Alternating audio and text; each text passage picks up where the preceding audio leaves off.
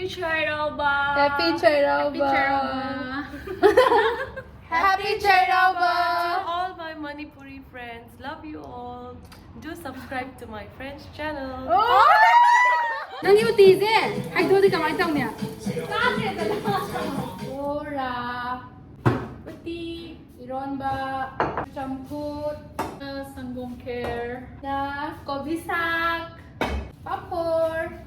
Nam wa drawing to ja.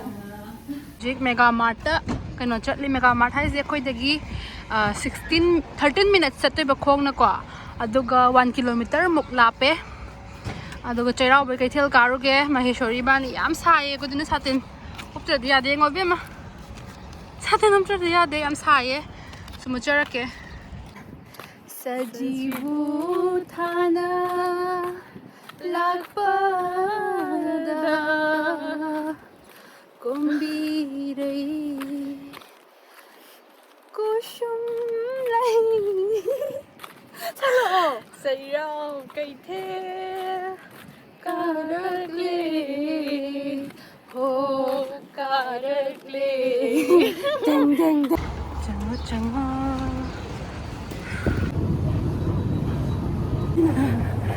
padi kong dani lo sela je ke ho ma sa mo lo ga amma ta lo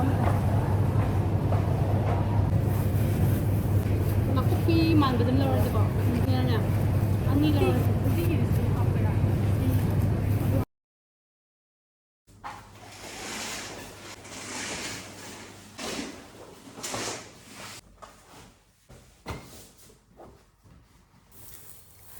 Sajibu thagi Cheiraoba se aina hek khangakpadagi khoma hoina phamung phana loishenba adagi di even kangan phau lawthoaga sudok chamthokpa tauba wai lam se tokpa lam taithokpa kanga nunga adagi di mirang nungla loi kanthokpa tauba dumaina chap manana aisu khomai matau tamjaraga wai se to e wai taitho e adagi di even kitchen ba loi sengdo eba maramdi aina ishorda kacha dawnina phattaba aina haidi lejana sum sanga thongjiluraga tawbanina loimak sengdok samthok tawraga phatta nungda loi hunto e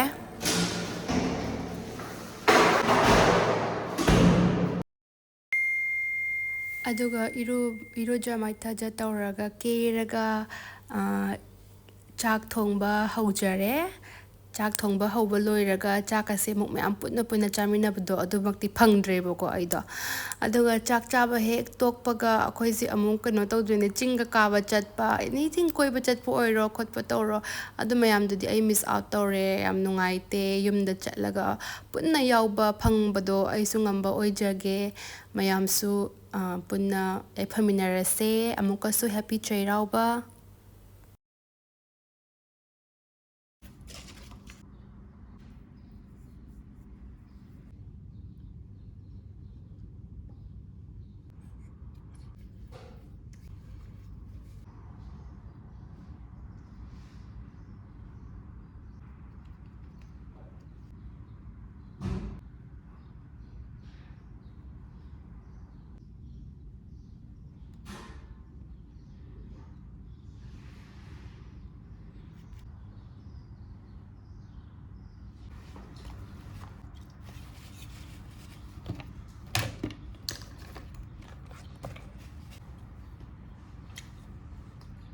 I put a mobile if you were too guinea. I am put to one. I put to the Jobra.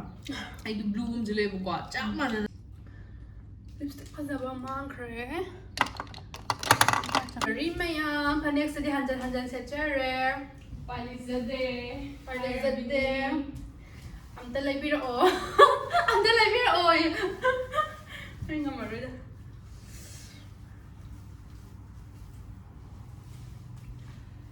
itay magi singjubora nachal ay di kubi chikhaire olay se chikhatle Cheiraoba numit henjang ha gi marriage put ama tawrani kobi sak ama tawrani yongcha hapani aduga si irolani aduga Maheshwari na uti thonghalage han bagi iron bahana kam thong ko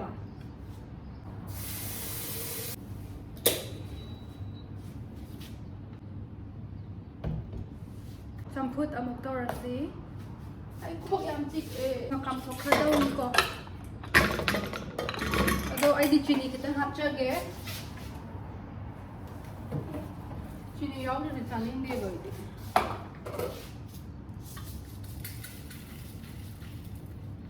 Yara. Oren, namdan ka, muhapalor.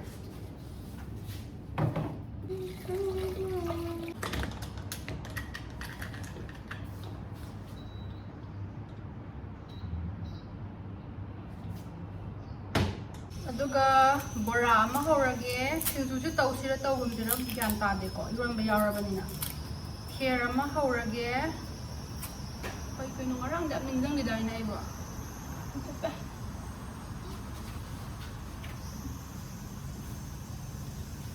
thokar kai kai tawdu na ko ren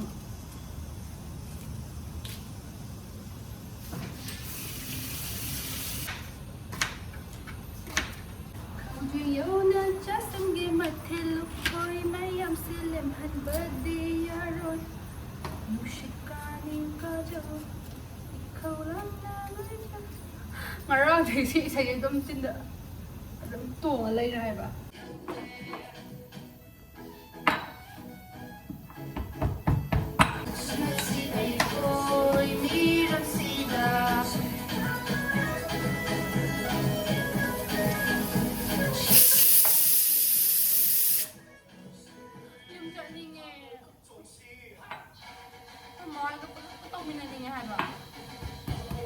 Aise mayamna ne khangabra nearest na thau ngoi ne am sawi ko hawdi hawba dong sidi mustard oil ni ko mayam aise video ani nam minute ko ngawre amana Instagram ge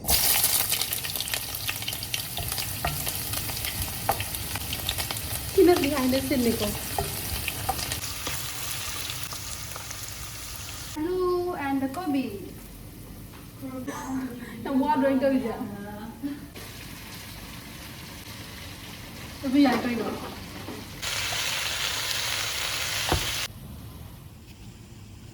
Aluga si angang ba ni haba? Kunya ay hek si ahando. Mana ay changam dai pibirak pa ni haba. Hawaiian busy ka. Alu siga. Man kay lebi o hay noy. Lo di lagi ko lo ra na. Che Hawaiian bi ga lo lebi o hay. Aluga. Marak hatcher.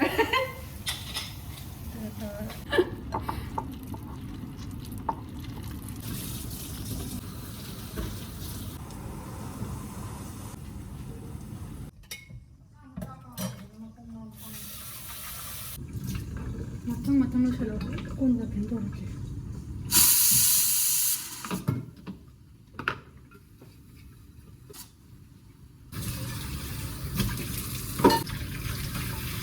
Hindi ko kapokro na.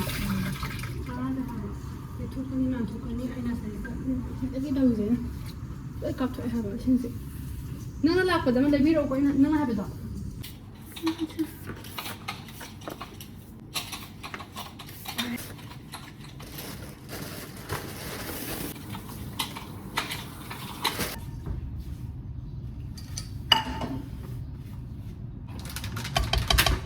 How din yam diyan. Nang nilay ba sa hotel? Maning tao mo. Care house ko do di mayam.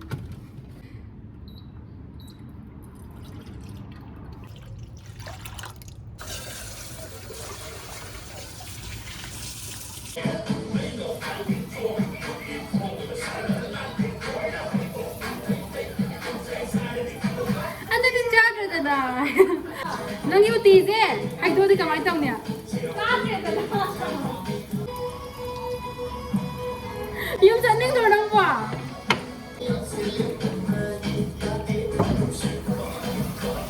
Ikaw na lang ay ang nabangba. Tandani upi magkay tahaw sinusukaning kajo. Putito ba?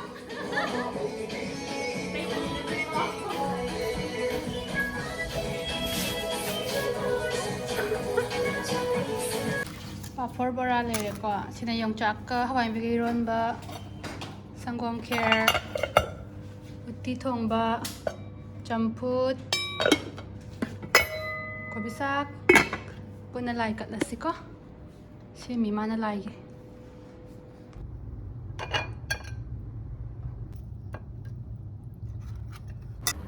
Ai wai sitpa wai table loi tau kre ko ai.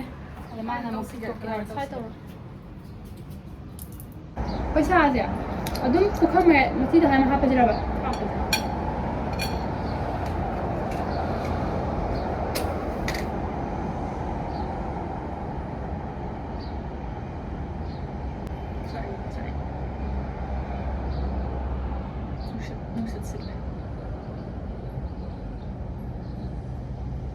Anh khăn này có gì cái mất bớt đi à vậy con, bây giờ bạn đi na, đã giờ bây giờ mình làm đi hay nè,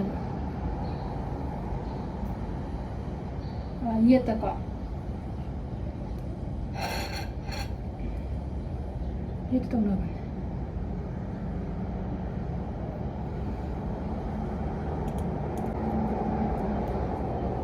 đi cái smile này, đừng thầm bia vậy ta.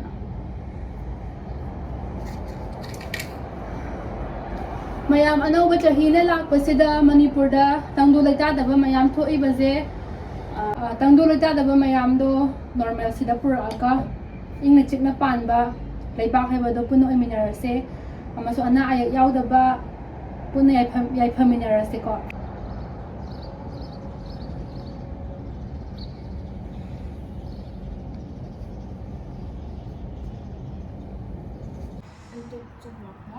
Angkita. Hi. Hi, Mr. Kung sa date na may anggi. Guys, thank you very much.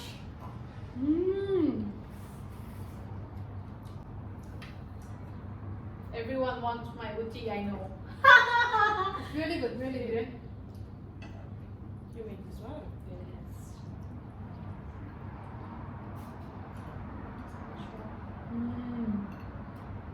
Even dinner you eat with us, okay? With me. So she will go.